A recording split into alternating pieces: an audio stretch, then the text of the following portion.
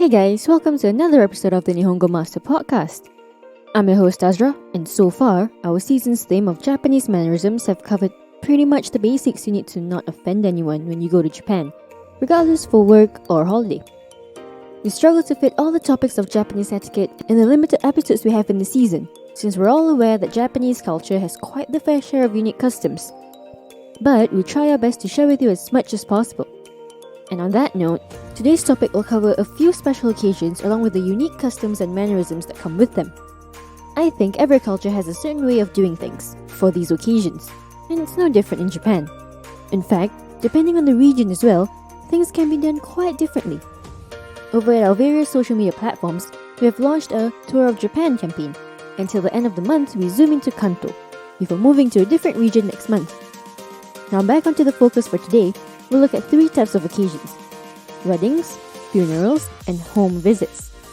Yes, the last one is sort of an occasion on its own, so you have to tune in to the second half of this episode to know more. Now, let's get into it.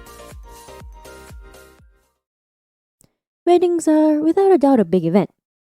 We discussed what happens at a Japanese wedding in Season 2, Episode 9, Ceremonial Stages of Life. Anyway, some of us are at that age where we're getting invites to our friends' kekkon shiki, wedding ceremony, or kekkon hiroen, wedding reception. I know I get low-key depressed when I see Instagram stories of weddings every other weekend. But hey, before I go into a deep pit of self-pity, we're here to talk about how to behave according to Japanese mannerisms when at a Japanese wedding. Traditionally, Japanese weddings take place at shrines and follow the customs of Shinto religion. But white weddings, where Japanese couples have a modern wedding in a chapel, are becoming more common. They're usually extremely private, with only family members and a select few guests present. But everyone else is invited to the hiroen, the wedding celebration. So you first have to RSVP. You'll be given a wedding invite with a reply slip to send back.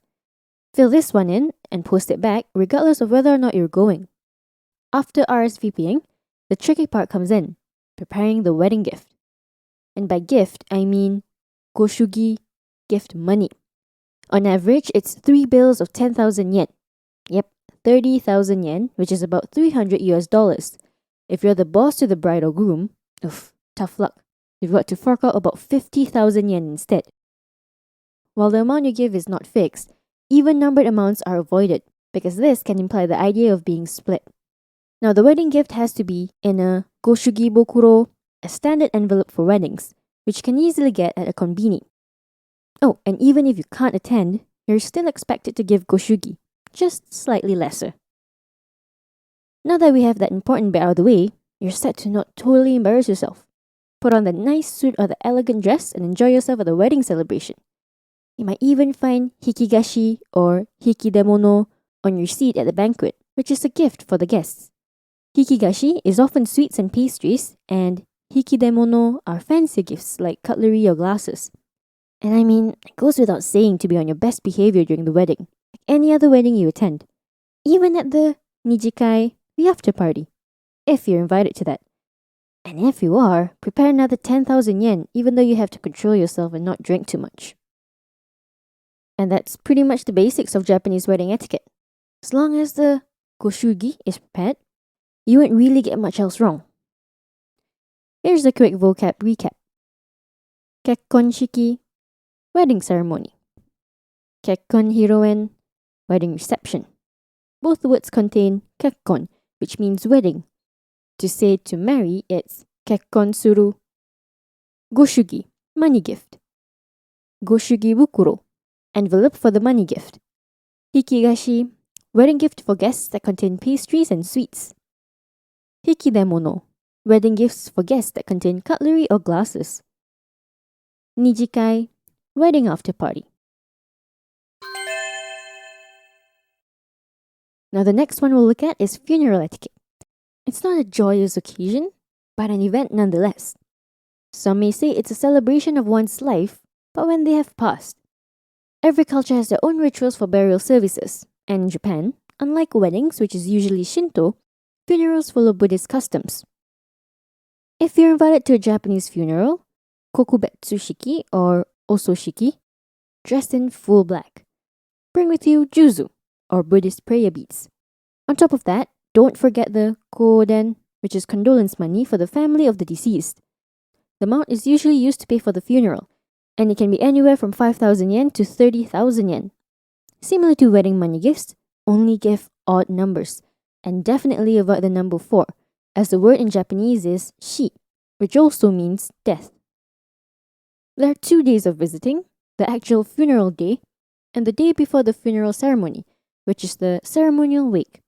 Friends, other than close friends, are expected to only attend one of the days and not both.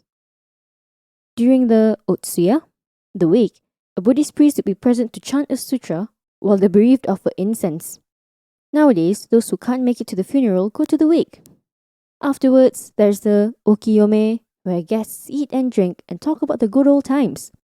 The funeral day is similar, just without the okiyome, and instead include the cremation ceremony, a significant part of the Buddhist faith which is usually conducted with family only. If you want to know more about Japanese funerals, give Season 2 Episode 9 a listen. We also talked about procedures of Japanese funerals in that episode. Now, for a quick vocab recap.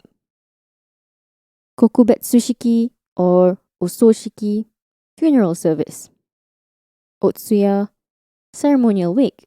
It literally means to pass the night. Okiyome, the meal where friends and family talk about the good old times. Juzu, Buddhist beads. Koden, condolence money. By the way, if you haven't checked out our official website yet, why not give it a browse? At Nihongo Master, we offer efficient Japanese lessons that are quick, easy, and fun for Japanese language learners of all levels, from beginners to advanced. Our smart tools will assist you in areas where you need a little bit of a push and congratulate you on the ones you've aced. With a community of over 50,000 Japanese students, you're not alone on your learning journey. Make new friends and improve together with our point system, collecting points as you go along. Ask away any questions you have on our group discussion pages. There's sure to be others as well as our Japanese instructors that are quick to answer. You can also take Nihongo Master with you on the go and learn Japanese as you trot the globe. Practical, right?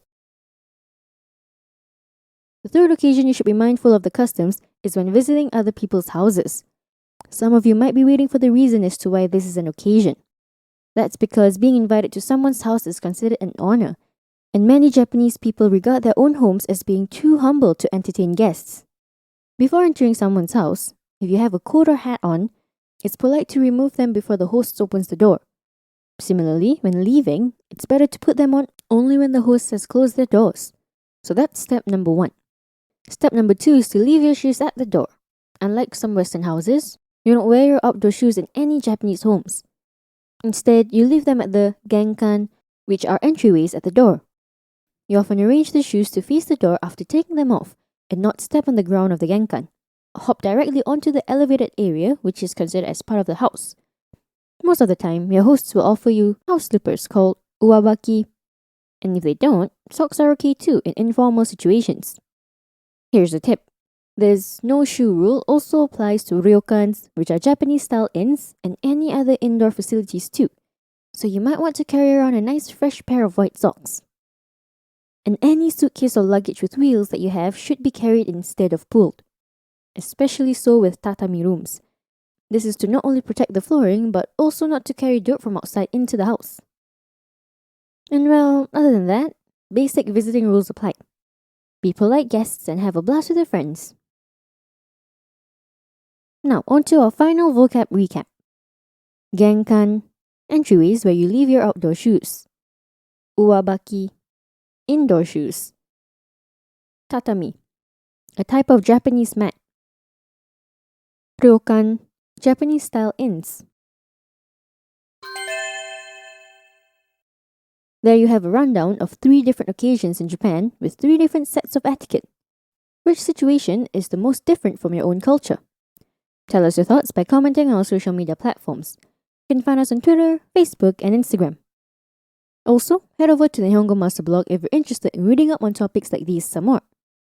And if you're keen on picking up some more Japanese for yourself, pop onto our official website, nihongomaster.com, to learn more. While you're at it, why not get yourself a subscription? Get a head start on your Nihongo journey with Nihongo Master. And thank you so much for listening in. Join me in the next one, where I'll be walking down the avenue of Japan's rich culture. Mata ne!